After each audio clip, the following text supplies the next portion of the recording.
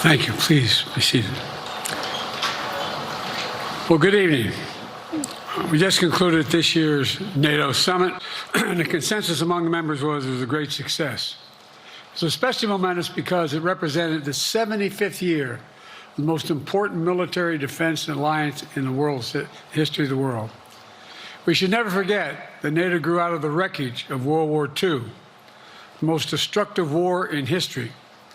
The idea was to create an alliance of free and democratic nations that would commit themselves to a compact of collective defense. Standing together, they knew we'd all be safer. An attack on one would be treated as an attack on all. And it's worked because a would-be aggressor knows if they attack one of us, they'll be attacked by all of us. Sending that message is the best way to deter aggression and prevent wars in the first place. For those who thought NATO's time had passed, they got a rude awakening when Putin invaded Ukraine. Some of the oldest and deepest fears in Europe roared back to life because once again, a murderous madman was on the march. But this time, no one cowered in appeasement, especially the United States. We collected intelligence that Russia was planning to invade Ukraine months before the invasion. I directed the intelligence community to be a significant amount of intelligence be declassified so I could start building an international coalition to oppose the invasion. Then in February, some of you remember, I warned the world that the invasion was imminent. I rallied a coalition of 50 nations from Europe to Asia to help Ukraine defend itself. Many foreign policy experts thought, as Putin amassed Russian forces just 100 miles north of Kyiv, the capital of Ukraine, but Putin thought it was the mother home of Russia. The capital would fall in less than a week. But the Ukrainian people, backed by a coalition to help build, stopped them. Today, Kyiv still stands, and NATO stands stronger than it has ever been. During the week of this summit, several heads of states made it a point in their statements to thank the United States and to thank me personally for all that NATO has achieved. NATO is not only stronger, NATO is bigger because we led the charge to bring in Finland and Sweden into the alliance, and it makes a gigantic difference. Excuse me. Meanwhile, my predecessor has made it clear he has no commitment to NATO. He's made it clear that he would feel no obligation to honor Article 5. He's already told Putin, and I quote, "Do whatever the hell you want." In fact, the day after Putin invaded Ukraine, here's what he said. It was genius. It was wonderful. Some of you forgot that, but that's exactly what he said. But I made it clear. A strong NATO is essential to American security. And I believe the obligation of Article 5 is sacred. And I would remind all Americans, Article 5 is invoked only once in NATO's long history, and that was to defend America after 9/11. I made it clear that I will not bow down to Putin. I will not walk away from Ukraine. I will keep NATO strong. That's exactly what we did, and exactly what we'll continue to do. Now, the future of American policy is up to the American people. This is much more than the political question. It's more than that. It's a national security issue. Don't reduce this to the usual testament that people talk about, issues of being a political campaign. It's far too important. It's about the world we live in for decades to come. Every American must ask herself or himself, is the world safer with NATO? Are you safer? Is your family safer? I believe the American people know the answer to all those questions is yes. And I believe the American people understand that America is stronger because of our alliances. I believe the American consensus from Truman to Reagan to me still holds today. America cannot retreat from the world. We must lead the world. We are an indispensable nation, as Madeleine Albright wrote. Now let me turn to three other key issues. Just this morning, we had a great economic report showing inflation is down. Overall prices fell last month.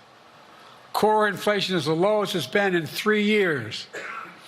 Prices are falling for cars, appliances, and airfares. Grocery prices have fallen since the start of the year. We're going to keep working to take down corporate greed to bring those prices down further. Meanwhile, Trump's calling for a 10% tariff on everything Americans buy, including food from overseas, vegetables, and other necessities. And economists tell us that that would cost the average American working family another $2,500 a year. It's a tax of $2,500 a year. Second, our efforts to secure the border, southern border, is working. After Trump killed the bipartisan effort to secure the border, Republicans and Democrats had worked on, because he thought it would benefit me and make him a loser, Republicans walked away. So I took executive action last month. As a consequence, working with Mexico, border encounters have gone down over 50%. The current level is lower today than when Trump left office. Third, for months, the United States has been working to secure a ceasefire in Gaza, to bring the hostages home, to create a path for peace and stability in the Middle East. 6 weeks ago, I laid out a detailed plan in writing. It was endorsed by the UN Security Council, the G7. That framework is now agreed on by both Israel and Hamas. So I sent my team to the region to hammer out the details. These are difficult, complex issues. There's still gaps to close, but we're making progress. The trend is positive, and I'm determined to get this deal done and bring an end to this war, which should end now. Let me conclude where I began. We're the United States of America. We are the indispensable nation. Our leadership matters. Our partnerships matter. This moment matters. We must rise to meet it. With that, I'll take your questions. I've been given a list of people to call on here. Reuters, Jeff Mason.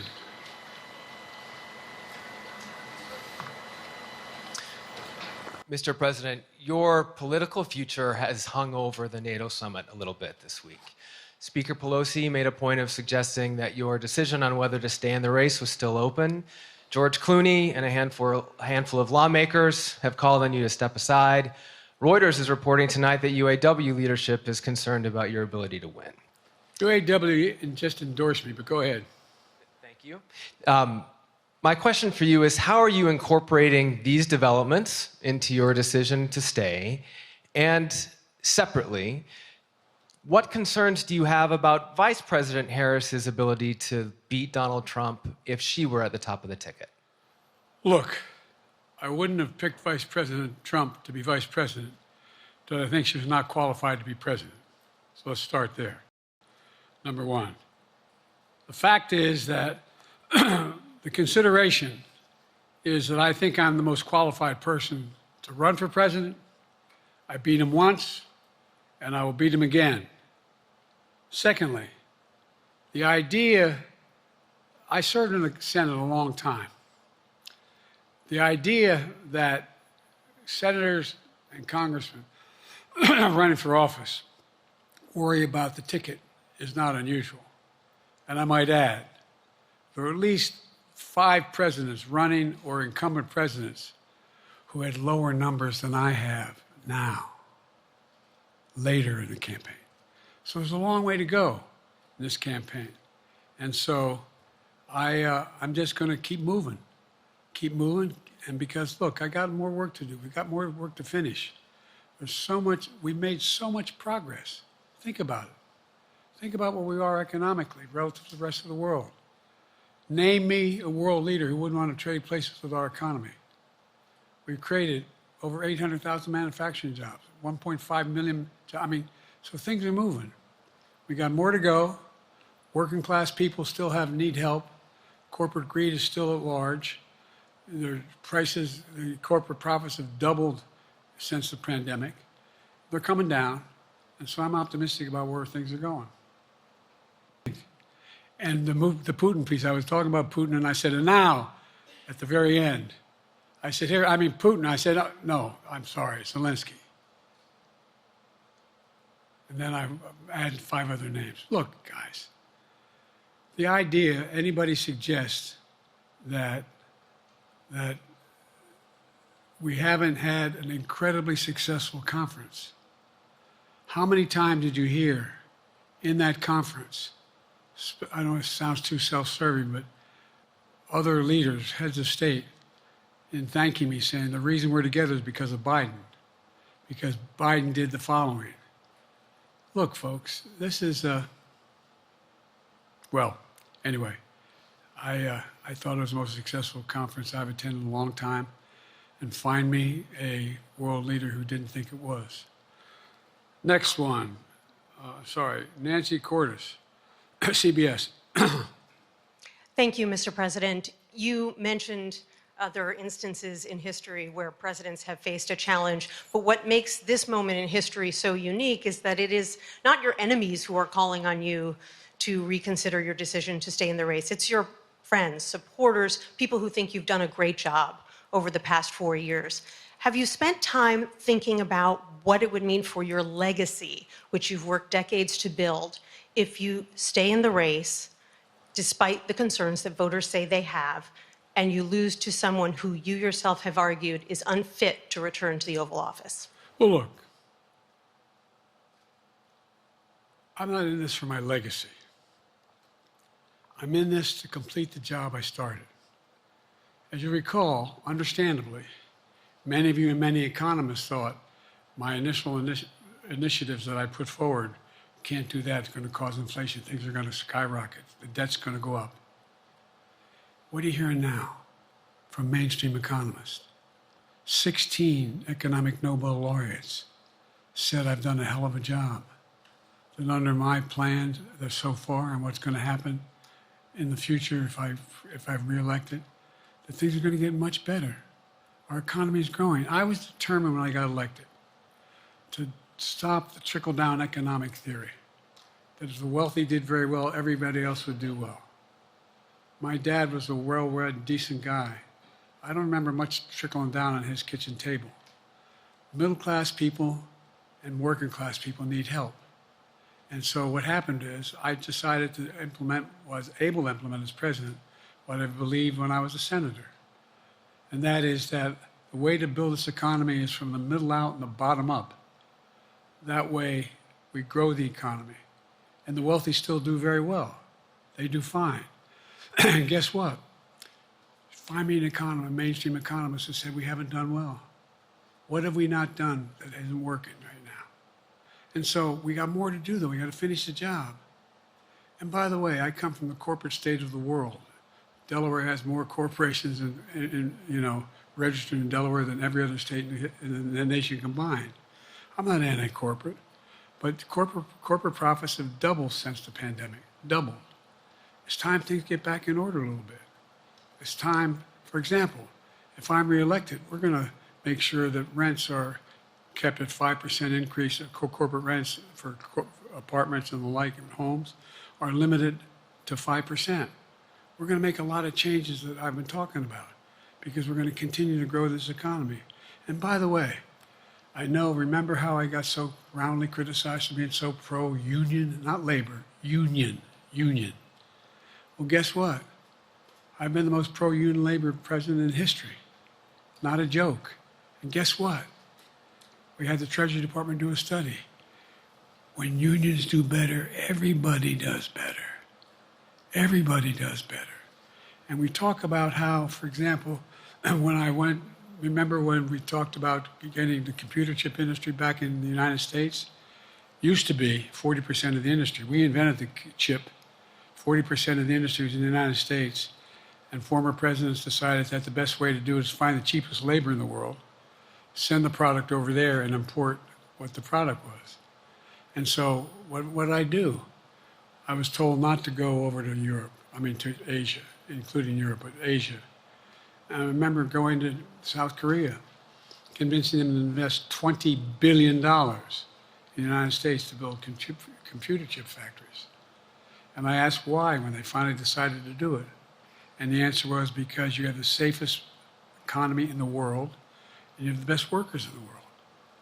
So the whole idea here is we've invested, there's over $50 billion in investment in computer chip manufacturing just coming into being. None of you thought that would happen. None of you thought that would happen. But it's happening. It's happening. And it's going to grow economies. All through, and by the way, red states and blue states. Matter of fact, there's as much in red states as in blue states. I've made no distinction. So my generic point is that the idea that we can't continue to build and grow the economy, make it fairer. And like I said, from my standpoint, when the middle class does well, that's when the whole economy grows. The poor have a shot, the wealthy do well, but the wealthy got to start paying their taxes. As a follow-up, sir, you mentioned that your Vice President Kamala Harris would be ready to serve on day one. Can you elaborate on that? What is it about her attributes and her accomplishments over the last 4 years that make her ready to serve on day one if necessary? First of all, the way she's handled the issue of freedom of women's bodies to have control over their bodies. Secondly, her ability to handle almost any issue on the board. This was a hell of a prosecutor. She was a first-rate person, and in the Senate she was really good. I wouldn't have picked her unless I thought she was qualified to be president. From the very beginning, I made no bones about that. She is qualified to be president. That's why I picked her. Felicia Schwartz, Financial Times.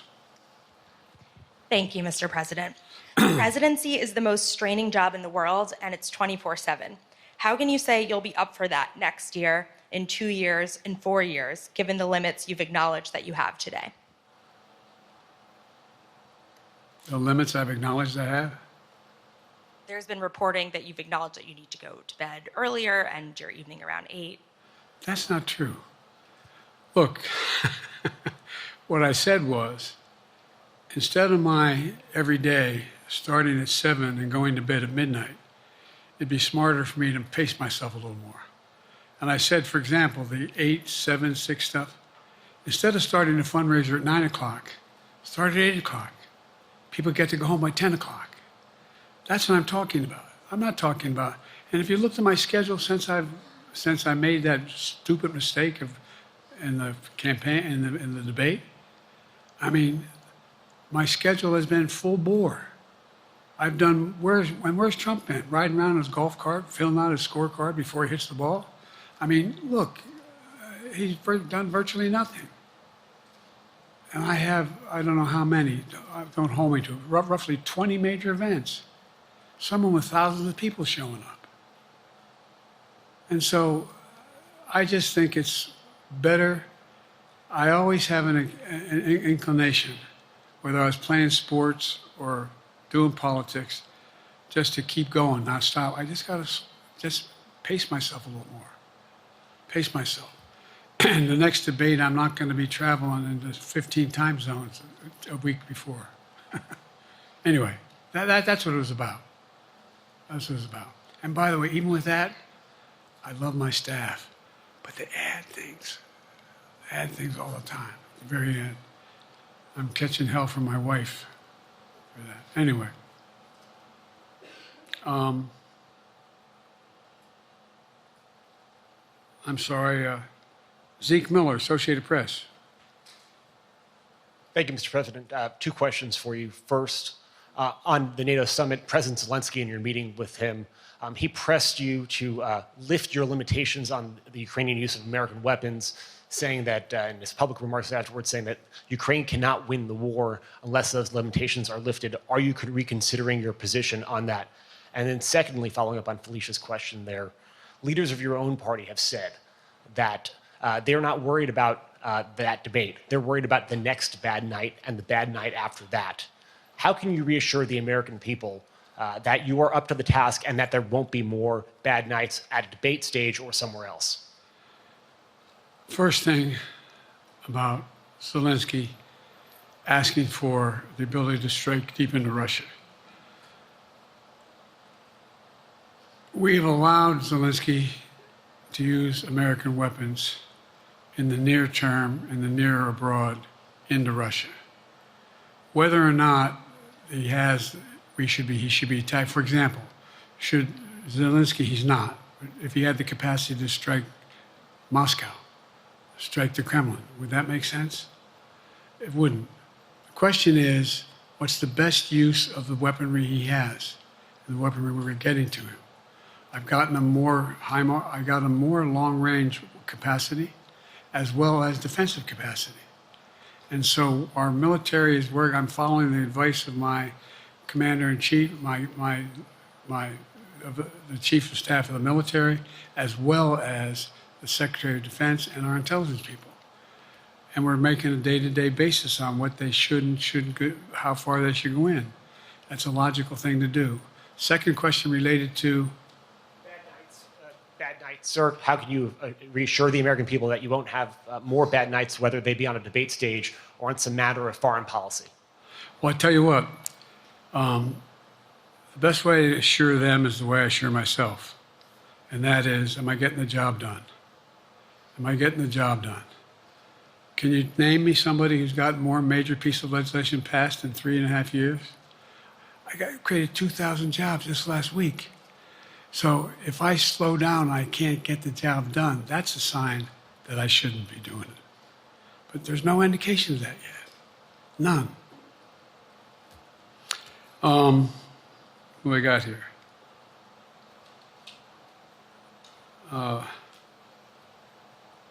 Merrick, Pulaski Radio. Thank you, Mr. President. How are you? I'm well. The elections in the US have consequences around the world. You have pretty high standing in Europe. I just asked President Macron about you, and he said we are happy to have him as the President of the United States. But there is a concern. Many people in Poland and across Europe are worried that the former president may win the election.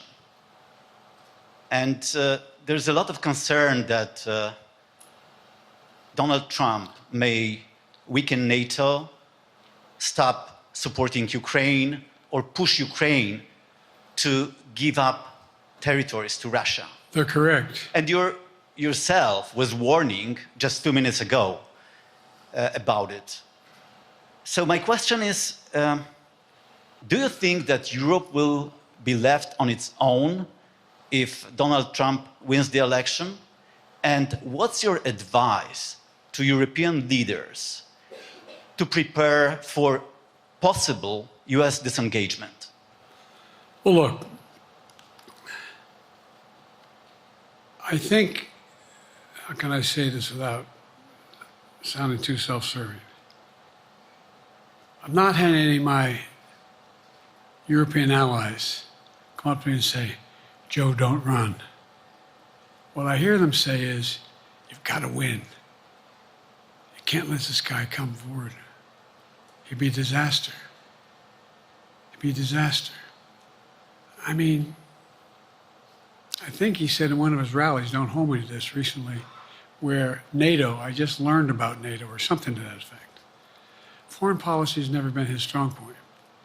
And he seems to have an affinity to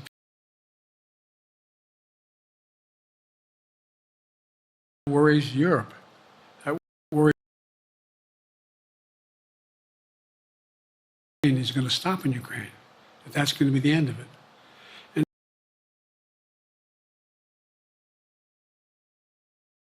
And to do the job, to make sure that Ukraine does not fall, that Ukraine succeeds, that the European alliance stays strong. You may recall, no one was talking about Finland joining NATO. I remember talking to Putin right after we got elected in Geneva, and he was talking about what we should do. We couldn't be in Eastern Europe, etc. And I said, you're looking for the Finlandization of Ukraine, as you're going to get the NATOization of Finland. And about 4 weeks later, I got a call. That's not true. Probably 5 months later, from the president of Finland, could he come and see me? Office. We sat down and talked. He said he wanted to join NATO. Could I help? And I did. It wasn't automatic. And then I got a call from the Swedes. I beg your pardon?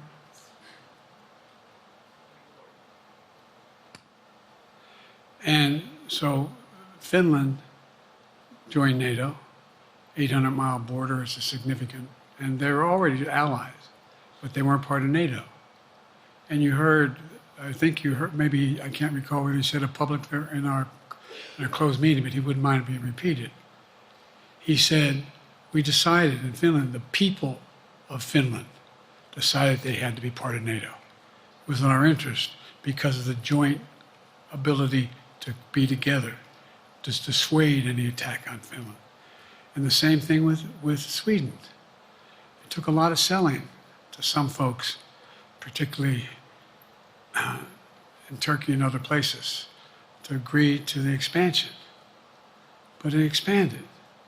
And we're a hell of a lot stronger because of it. We're more secure because of it.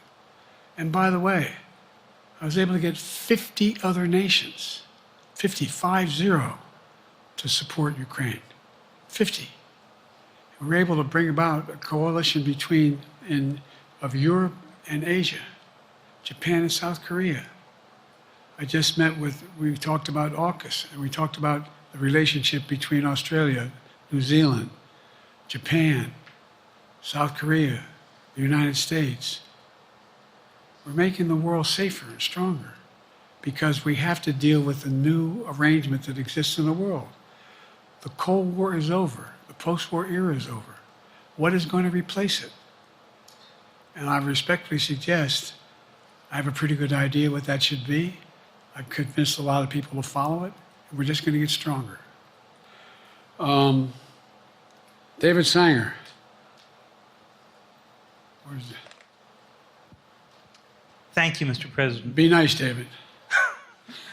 Mr. President, the NATO declaration that was issued yesterday was very notable because it described China as a decisive enabler of the war in Ukraine for its provision of critical goods to the Russians. That's part of a broader partnership that seems to have cemented in place in the past 2 or 3 years. I think one that you were a little bit doubtful of when we asked you about it some time ago.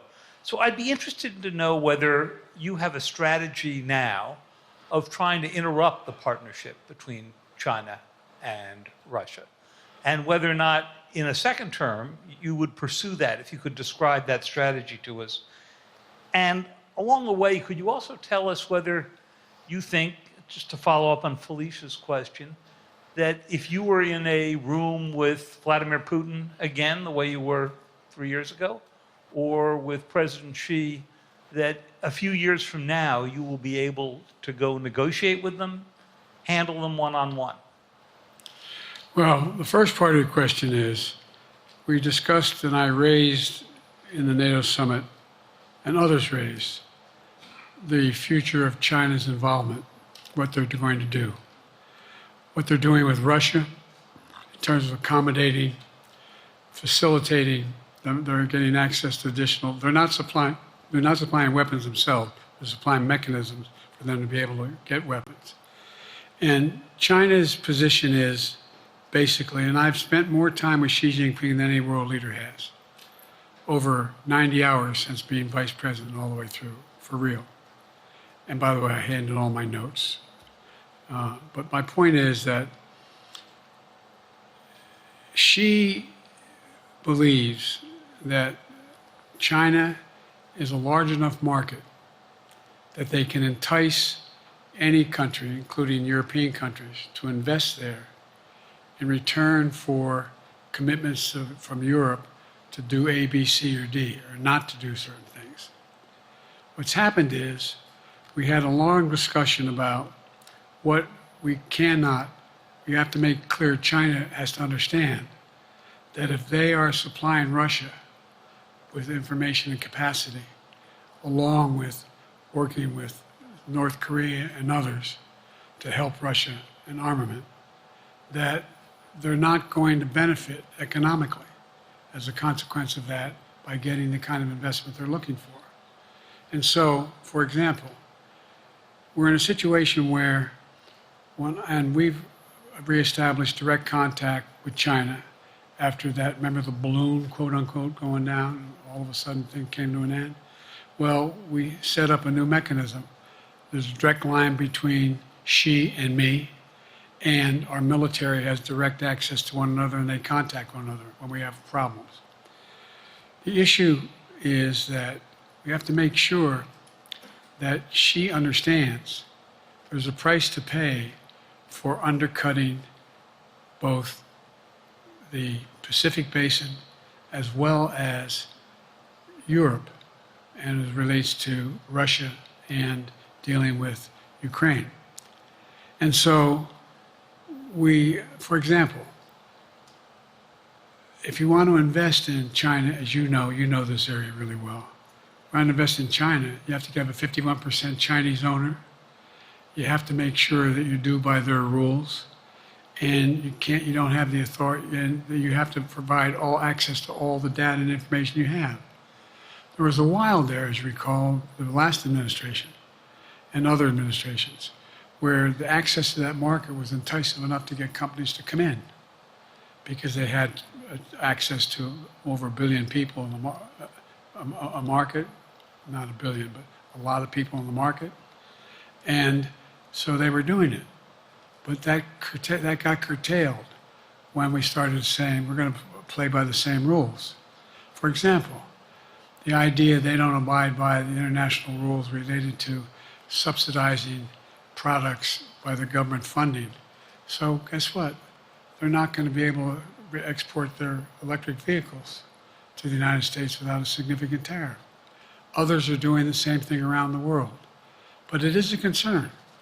It is a concern that you have both China, North Korea, Russia, Iran, countries that are not necessarily coordinated in the past, looking to figure out how they can have impact. Interrupt that impact? Yes, I do, but I'm not prepared to talk about the detail of it in public. And I think you'll see that some of our European friends are going to be curtailing their investment in Russia. In China, as long as China continues to have this indirect help to Russia in terms of being able to help their economy as well as help them in, as a consequence of that, their ability to fight in Ukraine. The other thing that we talked a lot about is that, and I raised it, and I didn't hear any. I can't swear that everyone agreed because not everyone got to talk about it. But we need a new industrial policy in the West. For example, we talked about how both the EU as well as NATO has to be able to begin to build their own munition capacity, has to be able to generate their own capacity to provide for weapons and the ability to, it came as a surprise to some of us how we had fallen behind in the West in terms of the ability to construct new material, new weaponry, new everything from vehicles to weapon systems.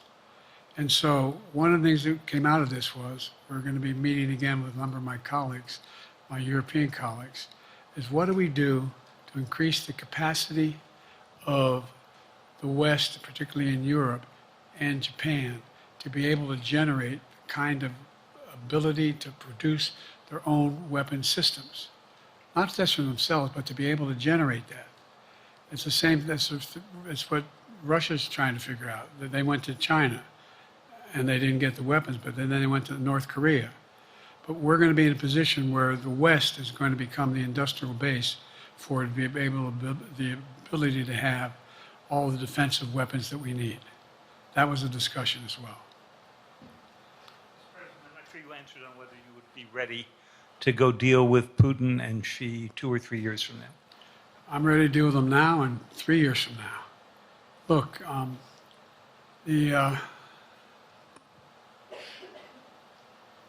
like I said, I'm dealing with Xi right now and direct contact with him. I have no good reason to talk to Putin right now. There's not much that he is prepared to do in terms of accommodating any change in his behavior. But there isn't any world leader I'm not prepared to deal with. But I understand the generic point is Putin ready to talk? I'm not ready to talk to Putin unless Putin's ready to change his behavior. And the idea, look, Putin's got a problem. First of all, in this war that he is supposedly have won, and by the way, I think, don't hold me to the exact number, but I think Russia had 17.3% of Ukraine that they conquered. Now it's 17.4. I mean, in terms of percentage of territory. They've not been very successful. They've caused horrible damage, loss of life, but they've also lost over 350,000 troops, military, killed or wounded. They have over 1 million people, particularly young people with technical capability, leaving Russia because they see no future there. They've got a problem. But what they do have control of is they are very good at controlling and running the public outcry that relates to how they use mechanisms to communicate with people. They lie like hell to the constituencies. They lie like hell about what's going on. And so the idea that we're going to be able to fundamentally change Russia in the near term is not likely. But one thing for certain, if we allow Russia to succeed in Ukraine, they're not stopping in Ukraine. I recommend, I know you know this because you've written about it, read Putin's speech after they moved in, what it was all about in Kyiv. It wasn't about just, anyway, read what his objective is. And anyway, but so I think that I'm prepared to talk to any leader who wants to talk, including if Putin called me and wanted to talk. Last time I talked to Putin was trying to get him to work on an arms control agreement related to nuclear weapons in space. That didn't go very far. So my point is, I'm prepared to talk to anybody, but I don't see any inclination. There is an inclination on the part of the Chinese to keep in contact with me because they're not sure where this all goes. And look what's happened in Asia. We have strengthened the Asian Pacific area more than anybody else has. We just put together with, today I brought on, I asked our NATO allies that we bring on the group from the South Pacific, Australia, New Zealand, Japan, Australia. I already mentioned Australia. And I met twice now, I think, with the 14 leaders of the Pacific Island nations. And we've slowed down what's going on there. We've slowed down China's reach. But there's a lot of work to do. This is a moving target, and I don't take it lightly. Assam from NPR. Thank you, Mr. President. Asma Khalid with NPR. I have two questions. Earlier, you spoke about the ceasefire plan between Israel and Hamas. We're now looking at 10 months of war, and I'm curious if there's anything that you feel personally you wish you would have done differently over the course of the war.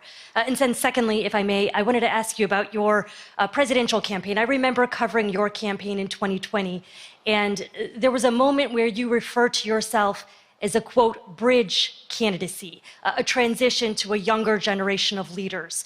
I want to understand what changed. Two things. Let's go back to when you talked about would I have changed anything that's happening with Israel and the Palestinians and the Palestinian movement. The answer is, as you recall, from the very beginning, I went to Israel, but I also got immediate contact with al-Sisi in Egypt.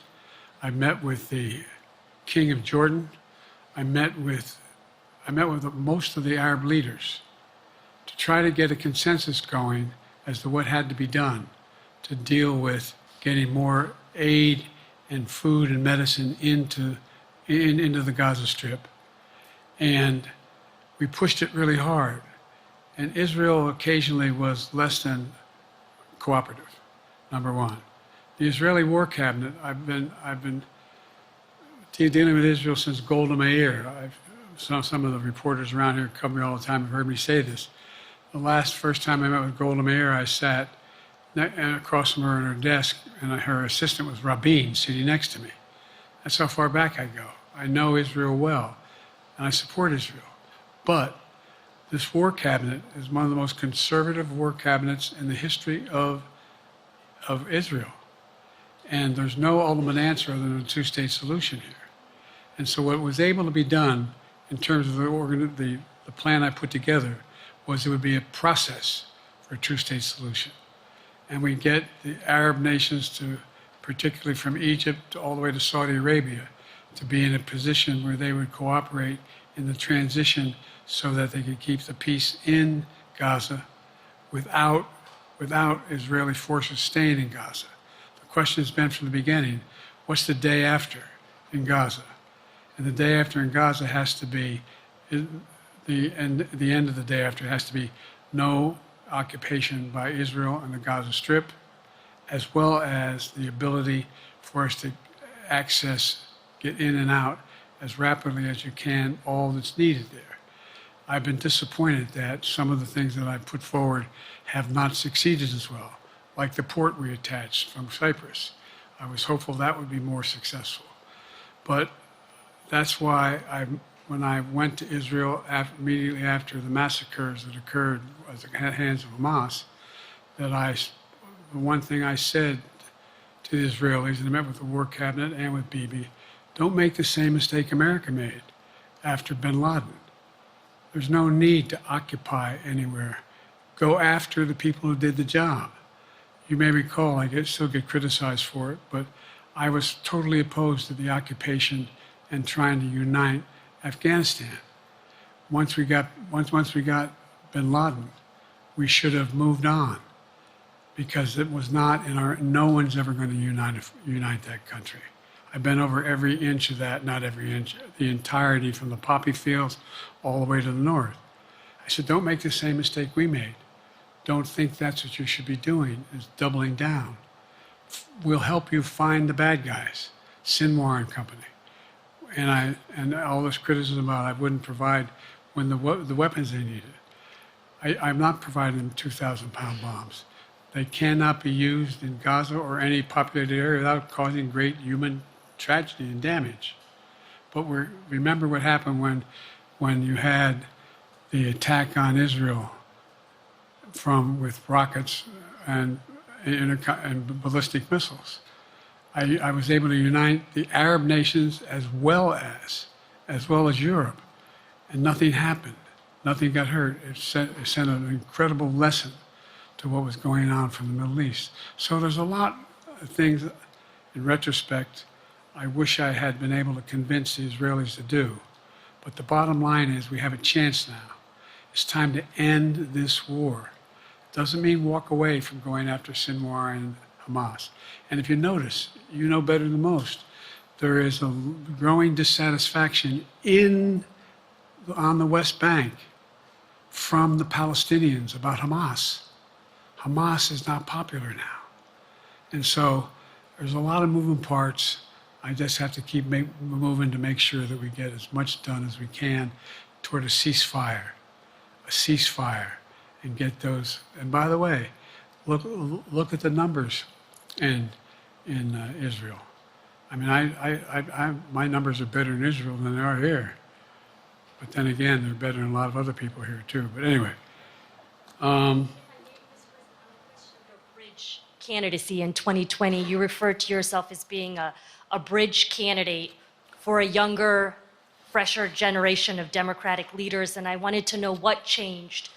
What changed was the gravity of the situation I inherited in terms of the economy, our foreign policy, and domestic division. And I think, I won't put words in anybody's mouth.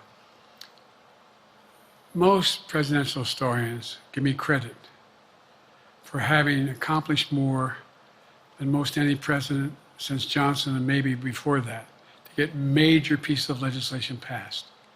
And what I realized was my long time in the Senate had equipped me to have the wisdom to know how to deal with the Congress, to get things done. We got more major legislation passed that no one thought would happen. And I want to finish it, to get that finished. If tomorrow, if we had a circumstance where there was a lineup and I hadn't inherited what I did and we just moved things along, anyway, it's going to change. Last question. Haley Bull, Scripps. Or no, Josh Weingrove, I'm sorry, was the next one. I'll do 2 more questions. Thank you, Mr. President. Many of your colleagues, Democrats on the Hill, are watching tonight as they assess what they want to say about your candidacy. I'm wondering how you're thinking of this right now. It seems like your answer is clear, but they're watching how things go tonight, tomorrow in Michigan, next week in Texas and Nevada. Are you thinking that way about whether how the next week or 2 goes would inform your... Am I using that way, you said? Are you thinking that way about how the next 2 weeks go? Will that affect your decision, or are you fully determined on running in November as the party's nominee? I'm determined on running, but I think it's important that I allay fears by let them see me out there. Let me see them out, for the longest time it was, Biden's not prepared to sit with us unscripted. Biden's not prepared to, anyway. And so what I'm doing is, and I've been doing, I think we've done over 20 major events from Wisconsin to North Carolina, to demonstrate that I'm going out in the areas where we think we can win, where we can persuade people to move our way, or people are already there. And then look, the other thing is, we have the most extensive campaign organization of anybody's had in a long, long time. We have well over 1,000 volunteers knocking on doors, making phone calls, making tens of thousands of phone calls. We have headquarters, I forget exactly how many, I don't want to cite a number and then find out I'm off, but we have scores of headquarters in all the toss-up states. We're organized, we're moving, and that's awful hard to replace in the near term. And so, and here's the other thing. I was in the Senate a long time. Very proud of what I've done in the Senate. I was chairman of the Foreign Relations Committee for a long time, and I was chairman or ranking member and chairman of the Judiciary Committee. I'm going to be going down to the Johnson Library. Anyway, I'm going to be going around making the case of the things that I think we have to finish and how we can't afford to lose what we've done or backslide on civil rights, civil liberties, women's rights. There's that little button we have. Control guns, not girls. I mean, the idea, we're sitting around, this is where Kamala's so good as well. We're sitting around, more children are killed by a bullet than any other cause of death. The United States of America. What the hell are we doing? What are we doing? We got a candidate saying, promised the NRA, don't worry, I'm not going to do anything. I'm not going to do anything. You got a Supreme Court that is what you might call the most conservative court in American history. This is ridiculous. There's so much we can do still, and I'm determined to get it done. It's about freedom. And by the way, I'll end this. Well, I'm not going to do that. Haley has to come up too. But I remember I made a speech on democracy in Philadelphia at Independence Hall. And I'm not being critical, just observing. The bulk of the press, what the hell is he talking about that for? Democracy, you did. Democracy is not an issue. Democracy is not an issue. Except the polling data showed 60% of the people knew I was right, thought I was right. I'm not asking you a question. You don't have to answer, obviously. But do you think our democracy is under siege based on this court? Do you think democracy is under siege based on Project 2025? Do you think he means what he says when he says he's going to do away with the civil service, eliminate the Department of Education, make sure, I mean, we've never been here before. And that's the other reason why I didn't, you say, hand off to another generation. I've got to finish this job. I've got to finish this job because there's so much at stake. We've had some discussions over the past few days with your press secretary about the question of health exams. And you said you take a cognitive test every day in this job. Are you open to taking another physical or test before the election? Governor Whitmer of Michigan, for instance, said it wouldn't hurt to take a test. Well, look, two things. One, I've taken 3 significant and intense neurological exams by a neurologist. In each case, as recently as February. And they say I'm in good shape, okay? Although I do have a little problem with my left foot because it's not as sensitive because I broke my foot and didn't wear the boot. But I'm good. I'm tested every single day about my neurological capacity to do decisions I make every day. You talk to my staff, all of you talk to my staff. Sometimes my staff talks a lot. But the fact of the matter is, I don't think you have them telling you that all the major ideas we've undertaken haven't been in part initiated by me. I remember when the staff and I said, I'm going to go to South Korea, we're going to get the chip. What are you doing? I'm going to get Japan and Korea back together again after essentially having hostilities toward one another since the end of World War II. I'm going to move and see that we can expand it. You know, the only thing age does is help you with, creates a little bit of wisdom if you pay attention.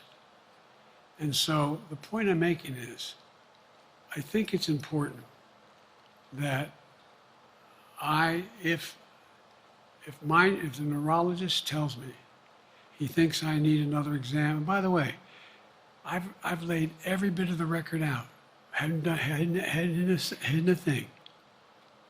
You ought to ask Trump for his, okay? I laid it all out. And every single day I'm surrounded by good docs. If they think there's a problem, I promise you, or even if they don't think it's a problem, they think I should have a neurological exam again, I'll do it. But no one's suggesting that to me now. And I'll ask you another question. No matter what I did, no one's going to be satisfied. Did you have 7 docs? Did you have 2? Who'd you have? Did you do this? How many times did you? So I am not opposed if my doctors tell me I should have another neurological exam, I'll do it. But that's where I am. Haley Bull, Scripps. Thank you, Mr. President. You said you're making decisions on a day-to-day basis when it comes to support for Ukraine. Does that mean you have not closed the door on further considering lifting restrictions for U.S.-made weapons inside Russia? And if I may, your convention is coming up where your delegates are pledged to make you the official nominee. If they have second thoughts, are they free to vote their conscience? Obviously, they're free to do whatever they want, but I get overwhelming support. Overwhelming support. I won, I forget how many votes I won in the primary. Overwhelming. And so tomorrow, if all of a sudden I show up at the convention, everybody says, we want somebody else, that's the democratic process. It's not going to happen. Even if that means they vote for someone else? Sure. Look, I'll end this with this. I served in the Senate a long time. I understand the impetus of candidates running for local office and whether they think the topic can help them or not. In my state of Delaware, which was a very at least a purple, it was a red state when I started, in terms of we now talk red and blue. I don't recall most of the Democratic presidents winning my state when I was a candidate. The truth of the matter is, I understand the self-interest of every candidate. If they think that, running with Biden at the top is going to hurt them, then they're going to run away. I get it. But so far, go and look at the polling data in their states. Look at the in-depth, and by the way, I think you'd all acknowledge, and you're all experts. I'm not being solicitous about the president. You're experts on this stuff. How accurate does anybody think the polls are these days? I can give you a series of polls where you have likely voters, me versus Trump, where I win all the time. When the unlikely voters vote, he wins sometimes. The bottom line is all the polling data right now, which I think is premature because the campaign really hasn't even started. I mean, it hadn't started in earnest yet. Most of the time, it doesn't start till after September, after Labor Day. So a lot can happen. But I think I'm the best I believe I'm the best qualified to govern. And I think I'm the best qualified to win. But there are other people who could beat Trump too. But it's awful start from scratch. And, we talk about, money raised. We're not doing bad. We got about $220 million in the bank. We're doing well. So with that, you have any want to follow up on any of that you just asked me? Yes. You earlier explained confidence in your vice president. Yes. If your team came back and showed you data that she would fare better against former President Donald Trump, would you reconsider your decision to stay in the race? No, unless they came back and said, there's no way you can win. Me. No one's saying that. No poll says that. Okay. Thank you. This ends tonight's press conference. Thanks, everybody.